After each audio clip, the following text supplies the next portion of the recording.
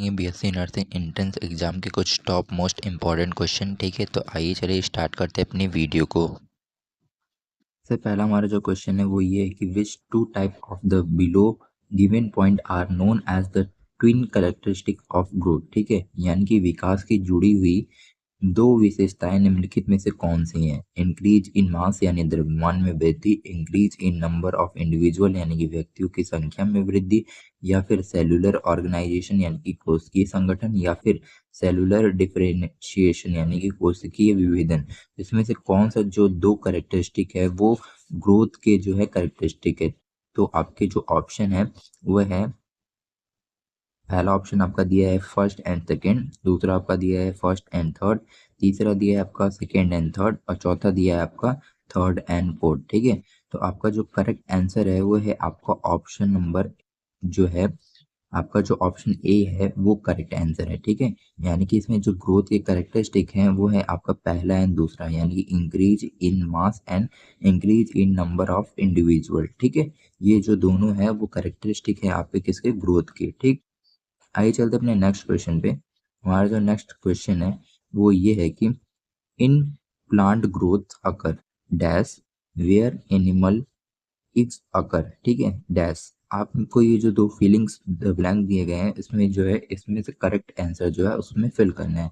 पौधों में वृद्धि डैश होती है जबकि जानवरों में ये डैश होती है। तो यहाँ पे क्या फिल होगा? Only up to certain age and continuously यानी केवल एक निश्चित आयु तक और लगातार, या फिर continuously only up to a certain age यानी कि लगातार केवल एक निश्चित आयु तक, या फिर कंटिन्यूसली कंटिन्यूसली यानी लगातार लगातार, या फिर only up to certain age only up to certain age यानी केवल एक निश्चित आयु तक, केवल एक निश्चित आयु तक। ठीक है, तो इसका जो करेक्ट आंसर है वह है आपका option number B, continuously only up to a certain age यानी कि लगातार केवल एक निश्चित आयु तक जो है वृद्धि होती है। यानी कि in plant growth occur continuously where in animal it's occur only up to a certain age. ठीक है, आइए चलते अपने नेक्स्ट क्वेश्चन पे।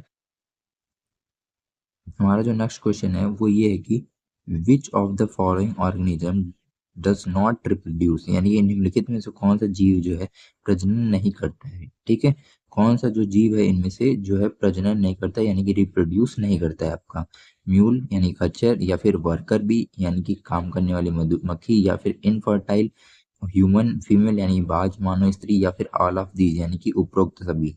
ठीक है, तो इसमें से कौन जो है ऑर्गेनिज्म रिप्रोड्यूस नहीं करता है? तो ये सारे जो ऑप्शन दिए गए हैं ये सारे ही जो रिप्रोड्यूस नहीं करते हैं, चाहे वो आपका खच्चर हो, या फिर मधुमक्खी हो वर्कर, या फिर इनफर्टाइल ह्यूमन फीमेल हो, ये जो ऑर्गेनिजम्स हैं वो रिप्रोड्यूस नहीं करते हैं। ठीक, तो आपका जो करेक्ट आंसर है वो है आपका ऑप्शन नंबर डी यानी कि उपरोक्त सभी। ठीक, आइए चलते अपने नेक्स्ट क्वेश्चन पे। हमारा जो नेक्स्ट क्वेश्चन है वो ये है कि which of the following set does not certain defining characteristic of living organism, यानी कि निम्नलिखित में से कौन सा समूह जीवों की परिभाषित विशेषता को नहीं दर्शाता है? ग्रोथ एंड रिप्रोडक्शन यानी विकास और प्रजनन, या फिर मेटाबॉलिज्म और सेलुलर लेवल ऑफ ऑर्गेनिज्म यानी कि उपापचय ये और कोशिकीय स्तर का संगठन, या फिर response to stimuli and consciously यानी उत्तेजना की प्रतिक्रिया और चेतना, या ऑल ऑफ दीज यानी कि उपरोक्त सभी। ठीक है, तो जो है आपका जो करेक्ट आंसर है वो है ग्रोथ एंड रिप्रोडक्शन यानी कि विकास और प्रजनन। ठीक है, आइए चलते अपने नेक्स्ट क्वेश्चन पे। हमारा जो नेक्स्ट क्वेश्चन है वो ये है कि ICBM इज, यानी कि ICBM क्या है?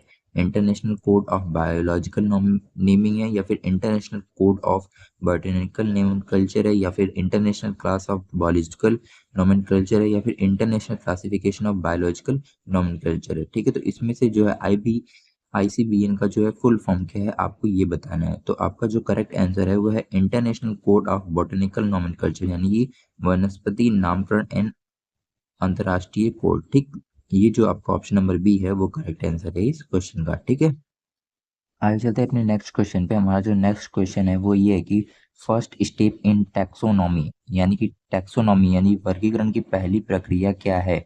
डिस्क्रिप्शन ऑफ ऑर्गेनिज्म यानी कि जीव का वर्णन, या फिर आइडेंटिफिकेशन ऑफ द ऑर्गेनिज्म यानी जीव की पहचान, या फिर नोमेनकल्चर ऑफ द ऑर्गेनिज्म यानी कि जीव का नामकरण, या फिर क्लासिफिकेशन ऑफ द ऑर्गेनिज्म यानी कि जीव का वर्गीकरण।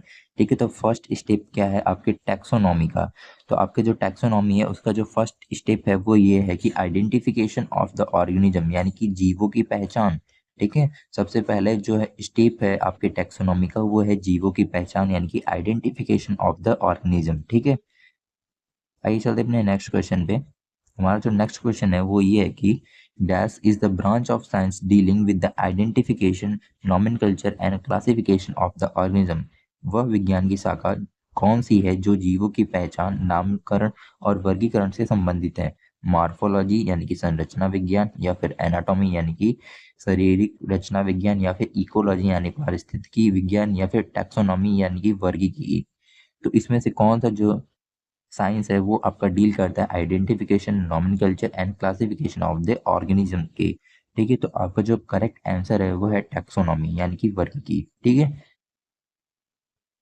आइए चलते हैं अपने नेक्स्ट क्वेश्चन पे। हमारा जो नेक्स्ट क्वेश्चन है वो ये है कि founder of binomial nomenclature was यानी कि द्विपद नामकरण पद्धति के जनक कौन थे? लीनियस, मेंडल, डार्विन, या फिर लैमार्क? तो आपको बताना है फाउंडर कौन थे आपके बाइनोमियल नोमेनकल्चर के।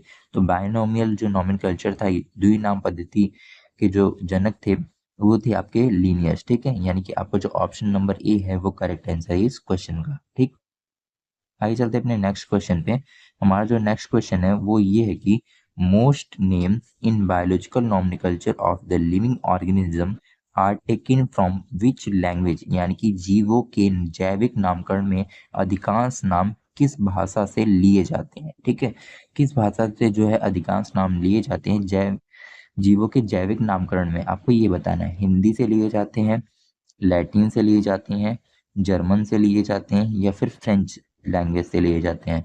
तो किस लैंग्वेज से जो है लिए जाते हैं? तो आपका जो करेक्ट आंसर है वह है लैटिन। ठीक है, लैटिन लैंग्वेज से जो है जीवों के जो है ज्यादातर जो है नाम लिए जाते हैं। ठीक, आइए चलते हैं अपने नेक्स्ट क्वेश्चन पे।